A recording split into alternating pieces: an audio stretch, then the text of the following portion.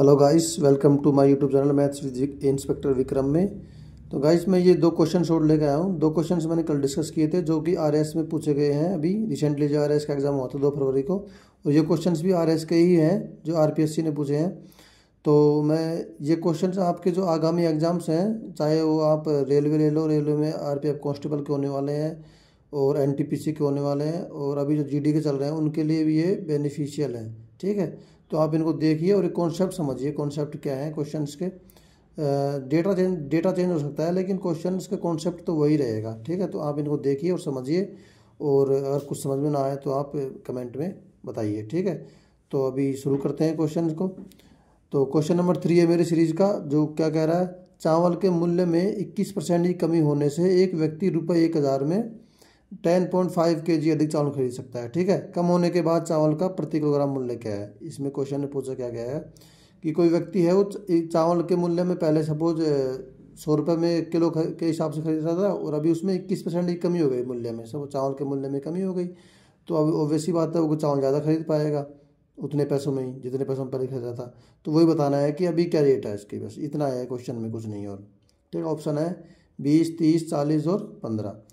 तो हम शुरू करते हैं। क्वेश्चन का सोल्यूशन कैसे करते हैं। सपोज मैंने मान लिया कि चावल का मूल्य 100 रुपये है अभी प्रेजेंट में। ठीक है, तो जैसे प्रारंभिक और अंतिम, अगर मूल्य की बात करें 100 रुपये है, तो अभी क्या लास्ट में मूल्य क्या हो जाएगा 79। पहले से होता तो अभी 79, 21% की कमी हो जाएगी ना। तो ये जो जितने में मूल्य खरीदता है ना चावल का और खपत का, दोनों डायरेक्टली इन प्रोपोर्शनल होते हैं। मतलब अगर ये बढ़ेगा तो ये कम होगा, और ये कम होगा तो ये बढ़ेगा। समझ गए। ये 100 है तो ये उल्टा हो जाएगा, इसकी यहाँ पकड़ के पूंछ खींच दो, इसकी पूंछ के यहाँ पकड़ के खींच दो। ये 100 के हिसाब से था तो इसमें 79 किलोग्राम खरीद रहा था 100 के हिसाब से। अभी 79 किलोग्राम प्रति रेट के हिसाब से खरीदेगा तो 100 किलो खरीदेगा। ठीक है, अब इन दोनों का डिफरेंस दे रखा है, हमें 10.5 किलोग्राम दे रखा है। यहाँ पे क्या आ रहा है 21 किलोग्राम, डबल आ रहा है। ठीक है, तो 1 की वैल्यू 1/2 हो गई, तो ये 100 की वैल्यू कितनी हो जाएगी। मतलब ये 100 किलो खरीद रहा था तो अभी कितना किलो खरीदेगा, 50 किलो खरीदेगा अभी, 50 किलो। और रेट क्या पूछा है, अभी की पूछी है, तो हमें क्या करना है, अभी 50 किलो चावल खरीदेगा कितने रुपये में, 1000 रुपये में। तो किस रेट से खरीदेगा, तो 1000/50 = 20 रुपये प्रति किलोग्राम के हिसाब से खरीदेगा। समझ गए क्वेश्चन को। चलो दोबारा समझ लेते हैं। कुछ नहीं है क्वेश्चन में, ये चावल का प्रारंभिक मूल्य सपोज 100 रुपये है। ठीक है, हमने 100 मान लिया, तो 21% की कमी डिक्रीज हो रहा है, 21% कमी हो रही है, तो कितना हो जाएगा 79% हो जाएगा, 79 हो जाएगा। ठीक है, तो इसमें क्या होता है, जैसे 100 रुपये किलो के हिसाब से सपोज कोई चीज़ खरीद रहा है 1000 में 10 किलो खरीद रहा है। ठीक है, 10 किलो खरीद रहा है, अभी 10 किलो आ रही है, तो आगे 79 के हिसाब से खरीदेगा तो वो और ज़्यादा आएगी, बढ़ के आएगी ना, क्योंकि रेट कम हो रही है। तो ऑब्वियसली बात है कि खपत बढ़ेगी, चीज़ें खरीदने की क्षमता बढ़ेगी। ठीक है, तो 100 रुपये के हिसाब से खरीदा था, गुणा से 79 किलो खरीद रहा था वो, अभी 79 रेट हो गई तो ज़्यादा खरीदेगा, मतलब दोनों का मल्टीप्लाई सेम आएगा ना, तो 100 किलो खरीदेगा। ठीक है, यहाँ दोनों का डिफरेंस 21 है, और यहाँ दे कितना रखा है क्वेश्चन में, 10.5 दे रखा है। तो 1 की वैल्यू निकालेंगे तो इसको नीचे ले जाएंगे, 1/2 हो जाएगा। और 100 की वैल्यू यहाँ 100 की है, तो अभी जो लास्ट वाली रेट है, जो अभी कम होने के बाद जो रेट है वो पूछा है। तो कम होने के बाद रेट तो ये है, खरीद इतना रहा है, तो 100 किलो खरीद रहा है, तो यहाँ हमारे 1 की वैल्यू 1/2 है, तो 100 की वैल्यू 50 हो जाएगी। ठीक है, अब 50 किलो चावल खरीद पाता है तो मूल्य क्या हो जाएगा, 1000 में 50 का भाग देंगे तो 20 रुपये किलो प्रति किलोग्राम आ जाएगी। ठीक है, ये क्या है, ये कम होने के बाद रेट है। अगर हमें प्रारंभिक रेट पूछता तो क्या करते बताइए, 79 का भाग देते हैं इसमें, 79/2 का भाग देते हैं 1000 में। समझ गए, यहाँ पे 100 का दिया तब इसमें आ जाता। अब नेक्स्ट क्वेश्चन लेते हैं, आई होप ये आपको समझ आया होगा। नेक्स्ट क्वेश्चन क्या है, ये बहुत अच्छा क्वेश्चन है भाई, इसमें कई कॉन्सेप्ट लगे हुए हैं, CI और SI दोनों के मिक्स कॉन्सेप्ट है इसमें, तो ये आपको समझना है, और ये आगामी एग्जाम्स के लिए बहुत इंपॉर्टेंट है। ठीक है, क्वेश्चन नंबर 4 है मेरी सीरीज का।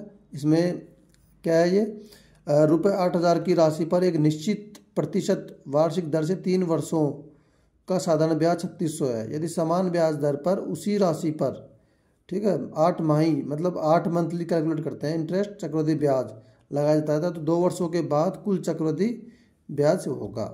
समझ गए क्वेश्चन। चलो समझाता हूँ क्वेश्चन क्या पूछ रहा है। क्वेश्चन में बोल ये रहा है कि 8000 रुपये की राशि है। ठीक है, प्रिंसिपल अमाउंट 8000 रुपये है, और उस पर कोई निश्चित रेट है, रेट दी नहीं गई है, निश्चित रेट है। वो इसका 3 सालों का CSI मतलब सिंपल इंटरेस्ट 3 वर्षों का कितना दे रखा है, 3600 रुपये दे रखा है। रेट यही ही रखनी है, समान ब्याज दर पर उसी राशि पर है ना। 8 मंथली मतलब इसमें 12 वर्ष का एक साल होता है, तो सॉरी 12 मंथ का एक साल होता है, 12 मंथली कैलकुलेट कर रहा है, इसमें 8 मंथली कैलकुलेट करवा रहा है। CI कैलकुलेट करना है, तो 2 वर्षों के बाद कुल चक्रवृद्धि ब्याज क्या होगा, ये पूछा गया है क्वेश्चन। ठीक है, बेसिकली इस क्वेश्चन में क्या है, इसमें कई कॉन्सेप्ट हैं। इसमें रेट ऑफ इंटरेस्ट आपको निकालना है, उसके बाद SI से CI में चेंज करना है, उसके बाद कई चीज़ें इसमें हैं, तो उसके अकॉर्डिंगली आप इस क्वेश्चन करेंगे। ठीक है, सोल्यूशन करते हैं। ए ऑप्शन दे रखा है, A 10,248, A B 10,848, C 2248 और D 2648। अगर इसको हम एलिमिनेट करें तो चक्रवृद्धि ब्याज पूछ रहा है 2 वर्ष का, तो ये तो होगा नहीं, दो तो ये एलिमिनेट हो गए। ठीक है, अब 2 बचे। इन दोनों में अगर आपको ऑप्शंस करना हो तो टिक कर दोगे ये, क्योंकि अगर इसको लगाओगे पहले, लेकिन हाँ वही है, दोनों में से कोई एक एलिमिनेट करना है तो उसके लिए हम सोल्यूशन करना पड़ेगा हमको। ठीक है, प्रैक्टिस की बात, अगर प्रैक्टिस अच्छी है तो आप इन दोनों में से भी एलिमिनेट कर सकते हो, लेकिन 2 तो ये इजीली एलिमिनेट हो जाएंगे, इन दोनों में आदमी फंसेगा। कैसे सोल्यूशन करेंगे, 3 वर्षों का ऐसा दे रखा है 3600 रुपये। ठीक है, तो 1 वर्ष का ऐसा निकालेंगे तो कैसे निकालेंगे, 3600/3 करेंगे तो 1200 रुपये आ जाएगा।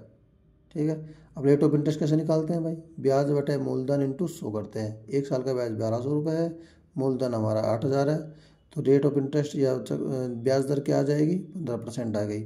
ठीक है, अब क्वेश्चन में क्या पूछ रहा है कि ब्याज 8 माह के अनुसार ज्ञात करना है। अब 8 मंथली ज्ञात करेंगे तो आप जानते हैं 12 महीनों के लिए, मतलब 1 वर्ष के लिए रेट 15% है, तो 8 मंथ के लिए रेट क्या हो जाएगी, उसका 2/3 हो जाएगा। मतलब रेट का 2/3 करेंगे तो 15 का 2/3 10% रेट हो जाएगी। अब आप जानते हो अगर 8 मंथली कैलकुलेट करते हैं तो जो ईयर है, ईयर को किससे मल्टीप्लाई करते हैं, 3/2 से मल्टीप्लाई कर देंगे, तो 3 टाइम को, मतलब टाइम को 3/2 से मल्टीप्लाई कर देंगे, 2 से 2 घटाए 3 वर्ष। अब एक्चुअली हमें क्या तय करना है, 3 सालों का 10% रेट के हिसाब से CI निकालना है। ठीक है, तो 10% का मतलब फ्रैक्शन, इसकी वैल्यू क्या होती है, 1/10 होती है। 3 वर्ष के लिए रेशियो, गोल्डन जो रेशियो होता है वो 3:1 होता है, आपको पता होगा, ये क्वेश्चन आपने कॉन्सेप्ट पढ़ रखा होगा। अब 3:1, 8000 का 1/10 करेंगे तो 800 इंटू 3 करेंगे तो 2400 रुपये हो गया। फिर 800 का 1/10 करेंगे तो 80 इंटू 3 करेंगे तो 240 रुपये हो गया। फिर 80 का 1/10 करेंगे तो इंटू 1 करेंगे तो 80 का 1/8, 8 का इंटू 1 करेंगे तो 8 ही होगा। तीनों को ऐड करेंगे 2400 प्लस 240, 2640, 2640 प्लस 8, 2648, 2648। एक मेथड से तो ये हो गया, ये आंसर हो गया। अब इसका दूसरा मेथड क्या है, सक्सेसिव से करना है। सक्सेसिव कैसे करते हैं, 10% के 3 वर्ष का, इसको याद रखना है आपको, ये बहुत इंपॉर्टेंट कॉन्सेप्ट है।